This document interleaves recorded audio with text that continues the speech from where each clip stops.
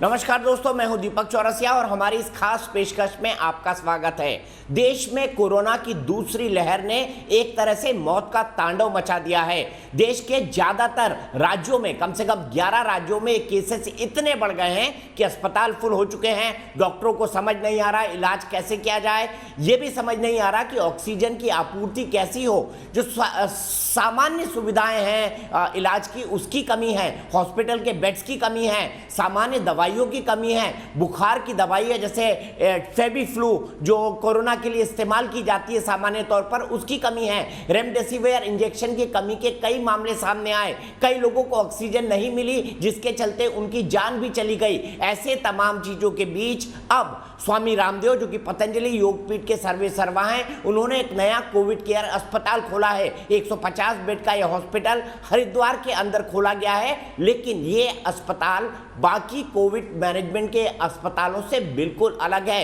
क्या है इसकी खासियत, कैसे करेंगे स्वामी रामदेव इसका इलाज, क्या इसमें एलोपैथी और आयुर्वेद दोनों का समावेश होगा, क्या इसमें नेचुरोपैथी का समावेश होगा, और एक ऐसे समय जब साइड इफेक्ट्स को, पोस्ट कोरोना ट्रीटमेंट जिसको कहा जाता है, उसके बाद लोग हाई बीपी के चलते, हार्ट अटैक के चलते, सांस फेल होने के चलते जब अपनी जान गंवा रहे हैं कोविड से ठीक हो जाने के बाद, तो नेचुरोपैथी और योग का कितना बड़ा महत्व है, ये जानने के लिए सीधे हम चलते हैं बाबा रामदेव जी के पास।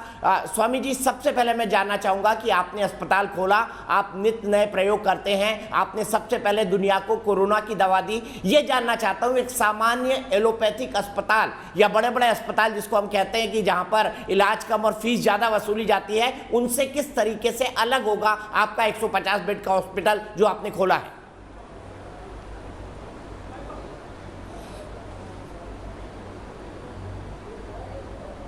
प्रथम तो दीपक भाई, न्यूज नेशन के माध्यम से आप हर समय देश के ज्वलंत मुद्दे उठाते हैं और आपको मैं तब से जानता हूं जब मैंने सूरत से अपनी योग यात्रा शुरू की थी, तब आप एक दूसरे चैनल में एंकर हुआ करते हैं। आपकी करीब 27 वर्षों की यात्रा को मैंने अपने आँखों से देखा है और इन पिछले 30 वर्षों में जो मैंने प्रयोग किया है वो मैं आपको बताना चाहता हूँ।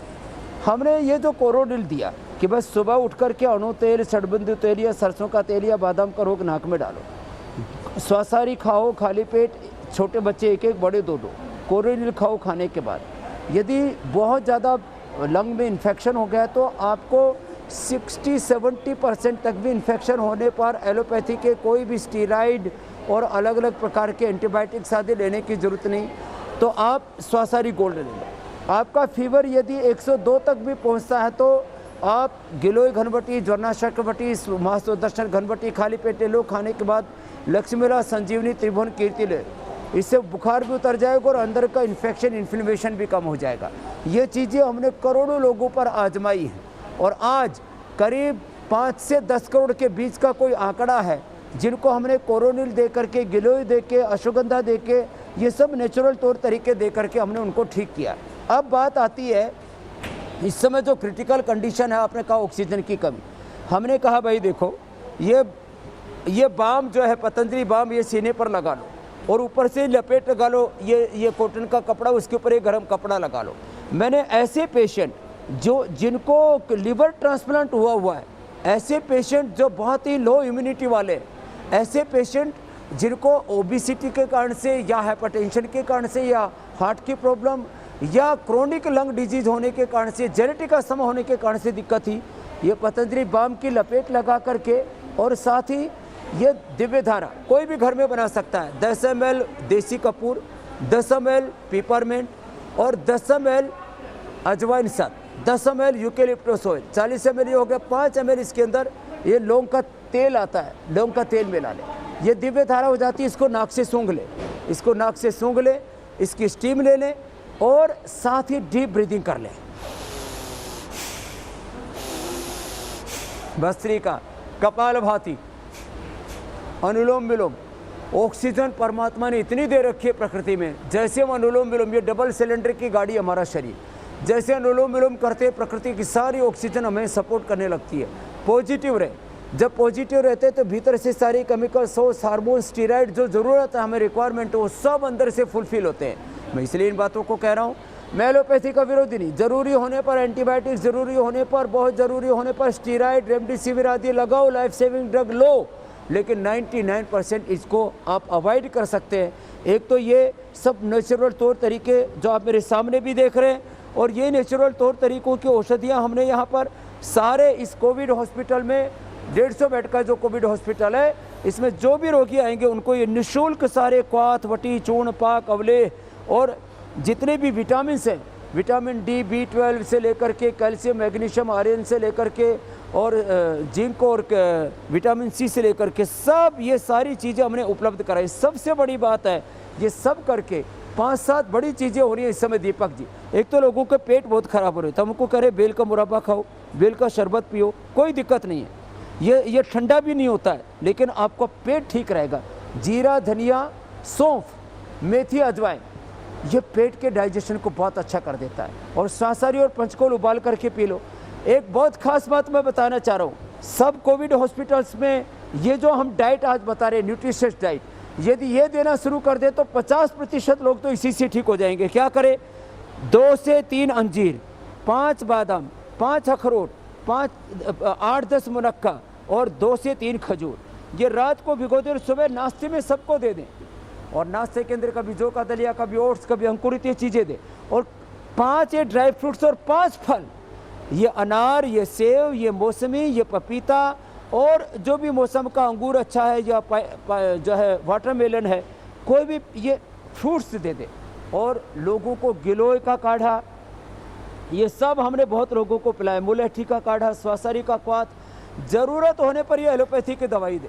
हमने सारे रोगियों के लिए ये सारी व्यवस्था की है। और लोगों का अपने जैसे का स्ट्रेस लेवल बहुत बढ़ रहा है तो उनको हम यहाँ सिरोधारा भी देंगे, उनको बस्ती भी देंगे जिनके पेट बहुत ख़राब हैं। सिरोधारा से लेकर के, बस्ती से लेकर के, और ठंडे गर्म पानी की जो लपेट है, जिसको हमारे यहाँ पर हॉट एंड कोल्ड प्रेस बोलते हैं और स्पंज बाथ बोलते हैं, मिट्टी की पट्टी। अब जैसे लोगों के पेट इतने ख़राब हो रहे, उल्टियाँ लग रही है, दस्त लग रहे, उनको मोती पिष्टी भी खिलाएंगे। और ज़्यादा दस्त लगने पर कोटच घनवटी भी देंगे, 4-4 गोली, उनको चित्रगादी वटी भी देंगे। लेकिन मिट्टी की पट्टी ये पेट पर और माथे पर, एक बड़ी पट्टी ये पेट के ऊपर रख देते हैं और एक पट्टी ये माथे के ऊपर रख देते हैं। ये सब करने से पेशेंट को नेचुरल तरीके से राहत मिलती है। जैसे मैंने अभी बता रहा था, नेचुरल स्टीरॉयड होता है लहसुन में, शिलाजीत में, गुग्गुल में, हल्दी में। ऐसे ही नेचुरल एंटीबायोटिक है गिलोय, तुलसी, नीम आदि।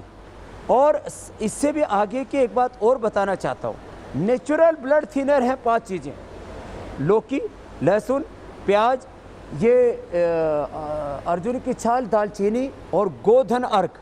ये गोधन अर्क भी बहुत ज़बरदस्त होता है, इसका सेवन करना चाहिए लोगों को। ये सारी चीज़ें सुबह उठ करके आंवला, एलोवेरा, गिलोय का सेवन करना चाहिए।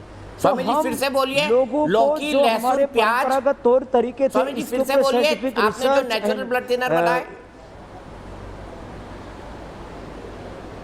हाँ, लौकी, लहसुन, प्याज और अर्जुन की छाल, दालचीनी और 5वां गोधन अर्क। अब लोग आलसी हो गए, हॉस्पिटल में चीज़ें नहीं कर पाते, हम यहाँ तो कर देंगे। हमने लिपिडोम और लौकी घनवटी, लौकी का स्टेक्ट भी हमने बना दिया जैसे गिलोय घनवटी बनाई है। तो ये नेचुरल ब्लड थिनर है। आजकल जो ये केमिकल वाले जो ब्लड थिनर ले रहे हैं लोग, ये भी अच्छे नहीं है मनुष्य के लिए। उससे देखो, हर चीज़ जो आप केमिकल खाते हैं बॉडी में जाके रिएक्ट करती है, उपद्रव करती है। आप तो बहुत अच्छे से जानते हैं दीपक भाई, बहुत तरह का आपने भी जीवन में एक्सपीरियंस किया और मैंने तो करोड़ों लोगों को प्रत्यक्ष रूप से डील किया है। तो मैं लोगों से आह्वान करूँगा, डॉक्टर गुलेरिया जी और डॉक्टर नरेश त्रेहन जी जैसे बड़े डॉक्टर कह रहे भाई 90% लोगों को हॉस्पिटल में जाने की ज़रूरत नहीं। अपने घर में खान पान ठीक करो, योगाभ्यास करो, अपनी इनर स्ट्रेंथ को बढ़ाओ, संयमित जीवन जियो। मैं कहता हूँ 99% लोगों को हॉस्पिटल में जाने की ज़रूरत नहीं। 99% लोगों को ऑक्सीजन की कमी नहीं पड़ेगी। 99% लोगों को ये जो पागलपंथी के साथ जो लोग एंटीबायोटिक, स्टीरॉयड, रेमडेसिविर लगा रहे हैं और तमाम तरह की चीज़ें करें, इनकी ज़रूरत नहीं पड़ेगी। इतनी अच्छी अच्छी चीज़ें हैं हमारे पास और मैंने करोड़ों लोगों को ठीक किया है। और अभी यह अलग बात है, कितना ही हम पर विवाद किया हो, आपने हर समय साथ दिया दीपक भाई, उसके लिए फिर से आपका शुक्रिया करता हूँ। लेकिन अभी हम लोगों को कोरोनिल तक सबको उपलब्ध नहीं करा पा रहे, गिलोय घनवटी तक सबको उपलब्ध नहीं करा पा रहे। आज तो एक बहुत बड़े न्यूज़पेपर ने छापा कि चाहे लाख विवाद करते हों, लेकिन लोग आयुर्वेद पर विश्वास करते हैं। और वो विश्वास खाली अंधविश्वास नहीं है, वो research and evidence based, experience based वो ट्रुथ है, उसको कोई झुठला नहीं सकता। दीपक भाई, लेकिन एक बात मैं आपको कहना चाहूंगा और दिल से कहना चाहूंगा कि कोरोना के संकट काल में लोगों ने योग और नेचुरोपैथी का महत्व समझ लिया। इनफैक्ट उन एलोपैथिक डॉक्टर्स ने समझ लिया जो डॉक्टर्स हमेशा इसकी आलोचना करते थे और इन बातों के खिलाफ खड़े होते थे। अब मैं ये समझना चाहूंगा स्वामी जी कि ये नेचुरल कोविड केयर सेंटर जो हमारा है, जो हरिद्वार में आपने खोला है, इसमें क्या एलोपैथी का भी उपचार होगा, इसमें नेचुरोपैथी भी होगा, आयुर्वेद होगा, क्या इसका लाइन ऑफ ट्रीटमेंट होगा, ये दर्शक समझना चाहेंगे आपसे।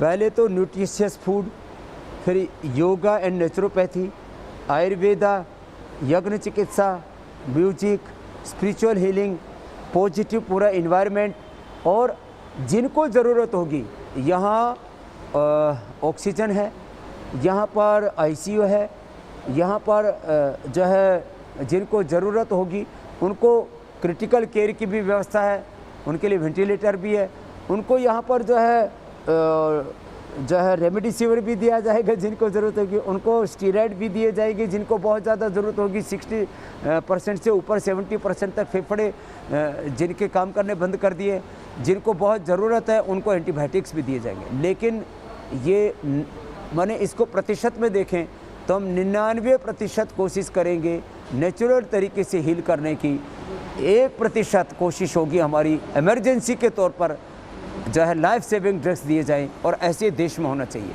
ये जो पागलपंथी चल रही है, आपको एक बहुत दुख के साथ, दर्द और वेदना पीड़ा के साथ एक बात कहना चाहता हूँ दीपक भाई, जितने लोग कोरोना से मर रहे हैं उससे ज़्यादा लोग कोरोना के गलत ट्रीटमेंट से मर रहे हैं। ज़्यादा लोगों को एंटीबायोटिक दिया रहे, ज़्यादा रेमडेसिविर दिया। डॉक्टर गुलेरिया जी तो को कहना पड़ा है भाई ये संजीवनी नहीं है कोरोना की दवाई भी नहीं है, WHO ICMR भी कह चुका है, लेकिन जो लोग ज़्यादा खा रहे, ज़्यादा स्टीरॉयड ले रहे, इससे लोगों की मौत हो रही है। और कोरोना में तो नेगेटिव एक बार आ गए, उसके बाद बीपी शूट कर रहा है, शुगर शूट कर रहा है, उसके बाद स्ट्रेस बढ़ रहा है, उसके बाद लंग फेलियर हो रहा है, मल्टीपल ऑर्गन फेल हो रहा है। कोरोना से ज़्यादा कोरोना के कॉम्प्लिकेशंस और गलत ट्रीटमेंट से लोग मर रहे हैं। उनसे मैं आह्वान करना चाहता हूँ, भैया योग को अपनाओ, आयुर्वेद को अपनाओ, हेल्दी लाइफस्टाइल को अडोप्ट करो, पॉजिटिव रहो। डर से भी लोग बहुत मर रहे हैं। तो मैं एक तो ये आह्वान करना चाहता हूँ, लोग पागलपंथी के साथ दवा न खाएं। दूसरी बात ये कहना चाहता हूँ, लोग डरे नहीं। और तीसरी बात ये भी कहना चाहता हूँ कि लोग कोरोना को हल्के में भी ना लें। जो उसके प्रोटोकॉल सरकार ने बनाए हैं, सोशल डिस्टेंस से लेकर के, मास्क से लेकर, सैनिटाइज़र से लेकर के, और अपनी इनर स्ट्रेंथ बढ़ाने से लेकर के, भाई इन चीज़ों का पालन करेंगे तो आने वाले 2-3 महीने में हम कोरोना को हरा देंगे। वैक्सीनेशन लगाएं, डबल वैक्सीनेशन है, लेकिन योग आयुर्वेद के डबल डोज भी लें, तो फिर आप पहली बात तो कोरोना से संक्रमित ही नहीं होंगे। और यदि संक्रमित भी होंगे तो पता ही नहीं लगेगा कब कोरोना आ गया और कब चला गया। तो ये चीज़ ध्यान में रखेंगे तो कोई पैनिक की ज़रूरत नहीं है। लेकिन 2 से 3 महीना बहुत ही देश के लिए चुनौतीपूर्ण है दीपक भाई। अब स्वामी जी मैं आपसे ये समझना चाहूँगा कि अगर कोई हॉस्पिटल आपके यहाँ आना चाहे, मैंने ये सुना कि आपके पास 150 बेड हैं और 1000 लोग ऑलरेडी वेटिंग में हैं, तो कैसे एडमिशन ले सकता है? और दूसरा, लोग ये भी जानना चाहेंगे कि अगर आप इस तरीके का इलाज करेंगे जिसमें नेचुरोपैथी, आयुर्वेद, योग और एलोपैथी का कॉम्बिनेशन होगा, तो कितना खर्चीला होगा?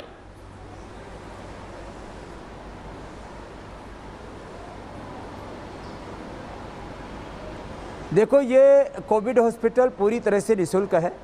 यहाँ जो एलोपैथी की जो दवाइयाँ होंगी और बाकी जो इंफ्रास्ट्रक्चर में बहुत सी चीज़ों का खर्चा यहाँ की उत्तराखंड सरकार कर रही है, हमारे तेज सिंह रावत जी कर रहे हैं। बाकी आयुर्वेद, नेचुरोपैथी का, योग थेरापी, यज्ञ थेरापी, बाकी जितने भी थेरापिस्ट लगेंगे और बाकी चीज़ें, ये सरकार सारा, और सारी औषधियाँ जो भी लगेंगी, माने चाहे वो दवाई 1 रुपये की है, चाहे स्वासारी गोल्ड आदि जैसी दवाइयाँ हैं जो 1200 रुपये की है, तो कोई भी दवाई चाहे 1 रुपये की या 1000 रुपये की है, या चाहे 10 लाख रोज खर्च होगा या 50 लाख होगा या करोड़ होगा, सब पतंजलि खर्च करेगा। इसलिए यहाँ सारा उपचार सबके लिए, फूड, एकोमोडेशन, मेडिसिन सब निःशुल्क होगा। 150 बेड अभी है, इससे आगे अभी एक दूधाधारी बर्फानी आश्रम हो रहा है, इसकी व्यवस्थाएं दुरुस्त होने के बाद उसमें भी हम और 200-250 लोगों का उपचार कर पाएंगे। दीपक भाई, एडमिशन यहाँ पर अभी ऐप बना दी है यहाँ के हमारे डीएम साहब ने, तो उस ऐप में जो अप्लाई करेंगे उनको भी मिलेगा, और बाहर से भी जो आएंगे, जो भी खाली होगा, पहले आओ पहले पाओ, कोई सिफारिश वाला मैटर नहीं है, ज़रूरतमंदों को उपचार मिलेगा।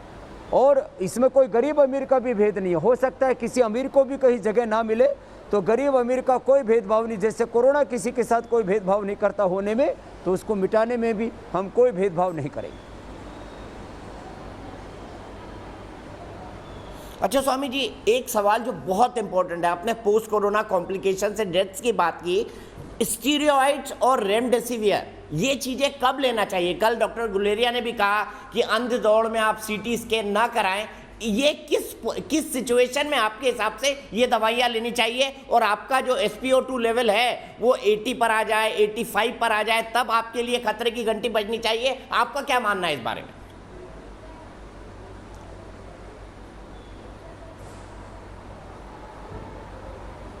देखो, मैं थोड़ा सा डिटेल से बोलता हूँ। सामान्य रूप से मैंने देखा है लोगों का 80 और 90 के बीच ऑक्सीजन लेवल रहता है, तो प्राणायाम ठीक से करें, पॉजिटिव रहें, हौसला रखें, और मात्र ये पतंजलि बाम की लपेट लगा लें। और जैसे मैंने कहा कि एक बार में ये 20-25 ml होती है, 25 ml लपेट ऐसे लगा करके कॉटन कपड़ा लगाया और ऊपर से ये गर्म कपड़ा लगा दिया और ऐसे बांध करके सो गए। ये दिव्य धारा सूंघ ली, प्राणायाम ठीक से कर लिया, स्वासारी और पंचकोल का काढ़ा पी लिया, स्वासारी गोल्ड खा लिया। जब 80% 70% ऑक्सीजन लेवल आ जाता है, मैंने ऐसे हजारों लोगों को व्यक्तिगत रूप से उनके टच में रह करके उनको मैंने एंटीबायोटिक से, स्टीरॉयड से और रेमडेसिविर से बचाया। जब 70 और उससे नीचे ऑक्सीजन लेवल गिरने लगता है, 50 तक पहुंच जाता है, तब रेमडेसिविर की भी ज़रूरत पड़ती है, तब स्टीरॉयड की भी ज़रूरत पड़ती है, तब थोड़े बहुत एंटीबायोटिक्स भी देने पड़ते हैं उस समय भी। लेकिन अंधाधुंध नहीं, एक के बाद दूसरा चढ़ा रहे। मैंने देखा अभी कुछ पेशेंटों को मैं डायरेक्ट डील कर रहा था, तो ऑक्सीजन लेवल पेशेंट का 80-85 पहुंच गया, लेकिन उसको ज़्यादा रेमडेसिविर दे दिए गए और उसको कार्डियक अरेस्ट आया। पहले में रिकवर कर लिया, दूसरे दिन फिर अरेस्ट आया, पेशेंट कोलैप्स हो गया। तो ज़्यादा रेमडेसिविर इसलिए मैं देने का विरोधी हूँ, क्योंकि आप किसी भी समझदार डॉक्टर से पूछेंगे, किसी भी हॉस्पिटल में आप पूछ लीजिए, जितने भी कैजुअलिटीज़ हो रही हैं उसमें बड़ा कारण रेमडेसिविर है। तो रेमडेसिविर जान बचाता भी है और रेमडेसिविर जान लेता भी है, इसलिए कम मात्रा में इस्तेमाल करें और कोशिश करें, लोग हिम्मत ना हारें। ऑक्सीजन सपोर्ट पर हैं और चाहे वो आईसीयू में हैं, तो भी थोड़ा अपने फेफड़ों से थोड़ा ताकत के साथ भस्त्रिका करते रहे, कपालभाति करते रहे, जितना बन पाए, उल्टे लेट करके, मकरासन में लेट करके, और तब वो लंबे लंबे सांस लेते रहे। जितना हम हिम्मत से काम लेंगे उतना कम से कम एंटीबायोटिक, स्टीरॉयड और रेमडेसिविर लगाना पड़ेगा और बाकी दवाई लेनी पड़ेगी। और बुखार में भी लोग पागलपंथी में बहुत तरह के एलोपैथी की दवाएं खाते हैं। अरे छोटा सा ये मिट्टी की पट्टी रख लो, ठंडा तौलिया पेट पर, माथे पर रख लो, ठंडे गर्म पानी से जो है बॉडी को स्पंज बाथ कर लो। छोटी छोटी चीजें अपना करके गिलोय, तुलसी और ज्वरनाशक, वटी, महास्तोदर्शन, घरवटी जैसे उपाय अपना करके बुखार उतार सकते हैं। तो ये जो पागलपंथी है ना दवाओं के प्रति, उससे बचें दीपक भाई। ठीक है स्वामी जी, ठीक है, बहुत बहुत शुक्रिया स्वामी जी। मुझे पता है आपका जो उपचार है वो उपचार कम, उपकार ज्यादा होता है, और आपने निःशुल्क इस कोविड हॉस्पिटल की शुरुआत की है। मैं चाहता हूं कि ऐसे अस्पताल पूरे देश में खुलें और पूरे देश में निःशुल्क लोगों का उपचार हो, इसी पद्धति के साथ हो, ताकि साइड इफेक्ट्स लोगों में कम से कम हो पाए। आप हमसे जुड़े, आपने हमसे बात की, इसके लिए बहुत बहुत शुक्रिया। फिलहाल एक ब्रेक।